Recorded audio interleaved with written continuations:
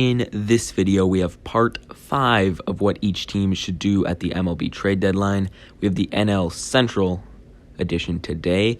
Let's go ahead, let's get into it. Before we do get started though, I want to thank each and every one of you for the support recently.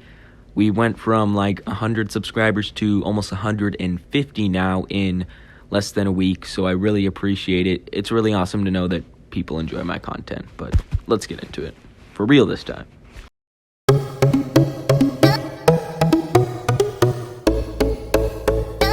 So let's start it off with the Milwaukee Brewers. The Brewers, after losing Lorenzo Cain, they could use another outfielder.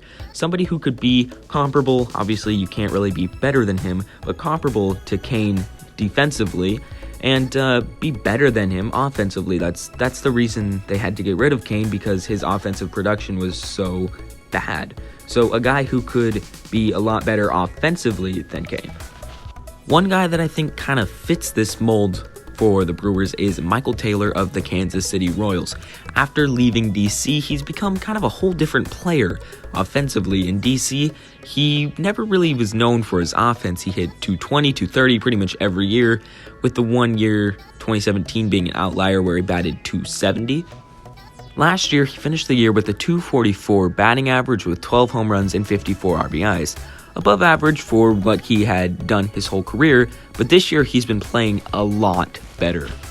This year he's batting .264 with 5 home runs and 24 RBIs, not to mention he's on a team that is definitely below average offensively. Obviously his defense is going to be outstanding. He won his first Gold Glove last year and he's on track to maybe win another one this year. But the one thing that's really standing out about Michael Taylor to me is his on-base percentage this year. In his career, he's only had an on-base percentage over 300 twice, with his best being 320. This year, he has a 340 on base, so it's showing that he's taken more walks this year, he's getting on base, and I really like that for Michael Taylor. If he can keep that up, I think he's going to be a much better player.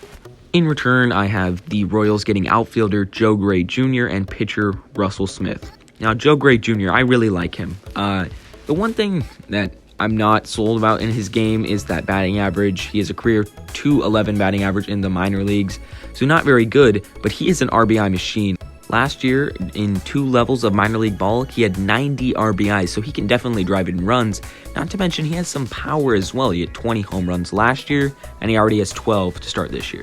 So Michael Taylor to the Brewers, I think it's a pretty good trade. Let's keep it going with the Cardinals. The Cardinals have a legitimate shot to win their division. They're only a couple games back of the Brewers, but they could use some help in that starting pitching department. Right now for the Cardinals, Steven Matz is hurt, Jack Flaherty is hurt. Right now they're using Jordan Hicks as a starter, which isn't a bad thing, but I think they'd be in a better situation if they could trade for another starter and move Hicks back to the bullpen. So there have been rumors that the Cardinals have been talking with the A's for Frankie Montas. Now, I don't think they get Montas, but I think they should go and trade for his teammate, Paul Blackburn. This year, Blackburn is 6-5 with a 3.62 ERA and 77 strikeouts to 27 walks. He just made the All-Star team. Whether you think he deserves it or not, he is going to be there.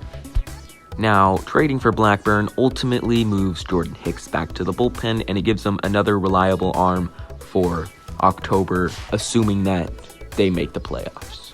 In my trade here, I have the A's getting prospects Jonathan Mejia and Edwin Nunez from the Cardinals. Mejia is a young shortstop, and Edwin Nunez is a pitcher. Nunez is primarily a reliever across 11 games. This year, he has pitched 12 1/3 innings, and he has a 2.92 ERA. So Paul Blackburn to the Cardinals, I think it's a good match. The Cubs now. The Cubs, they're not a very good team, and anybody that they can sell, I think they probably should. One guy I think they should sell is Michael Gibbons. This year, Gibbons is 5-0 with a 3.06 ERA and 35 1/3 innings for the Cubs. And where's he going? He's going back to Baltimore, baby. At the time I'm recording this video, the Orioles are on a 10-game win streak, trying to make it 11 today.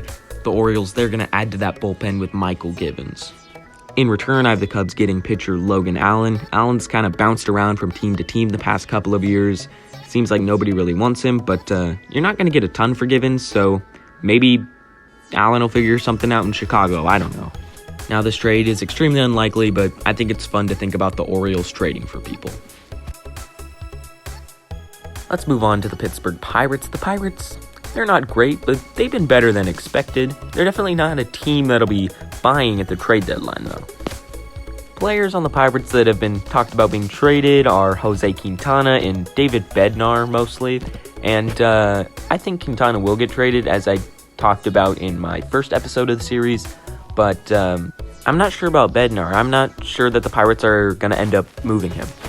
One guy I think the Pirates do want to move, though, is Ben Gamel. Gamel's having a pretty good season. He's batting .249 with 4 home runs and 22 RBIs while playing very good defense out in the outfield. One team that I think could use Gamel is the San Diego Padres. The Padres could definitely use some outfield help, and I think Gamel would fit really well in San Diego. He's a light-hitting outfielder, plays really good defense, and I think he makes sense for the Padres. He wouldn't be a guy that would start every day, but I think he'd start more than you think. He can obviously come off the bench too if needed. I think he makes sense for San Diego. In return, I have the Pirates getting Nerwillian Cedeno. I hope I said that correctly.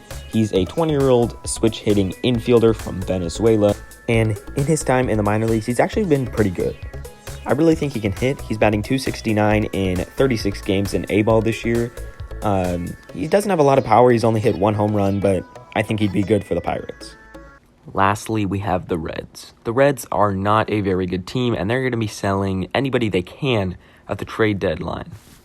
I talked about in, I think, part 3 of this series about Brandon Drury, and I'll give a little sneak peek. I'll be talking about Luis Castillo in the final part of this series, part 6.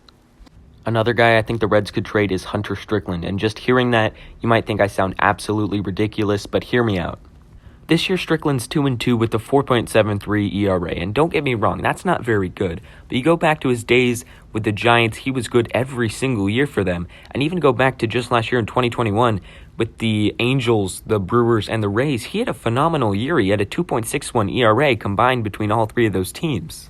Strickland's a guy, I think you can tell how good he's going to be with the team within the first few games he plays with them. And clearly, he's not been great with the Reds. And I think what he needs is a change of scenery. And I like Strickland going to the New York Mets. The thing I really like about this trade is if he goes to the Mets, he's not going to be the main guy out of their bullpen like he is in Cincinnati. Right now, he's the main guy in that Cincinnati bullpen, so anytime it's a close game, he's coming in. But if he did get traded to the Mets, he wouldn't be in those scenarios very often. He would more likely come in when they're up by 5 or 6 runs. And I think coming in when his team's up by a significant amount of runs will really help him get back into the groove of things. In return here, it's definitely a different trade, but I have the Reds getting Yohan Lopez and Jordan Yamamoto from the Reds. Lopez has been okay with the Mets, but Yamamoto has really not been impressive. This trade would definitely be on the weirder side, but I think it actually does make sense for the Reds. If just one of these guys can figure it out in Cincinnati, then maybe at this time next year, they can trade him. But I don't know, it would definitely be an interesting trade. So that's going to wrap up this video. Let me know in the comments below, how were my trades? Were they good? Were they bad? Were they eh? And I'll see you in part 6.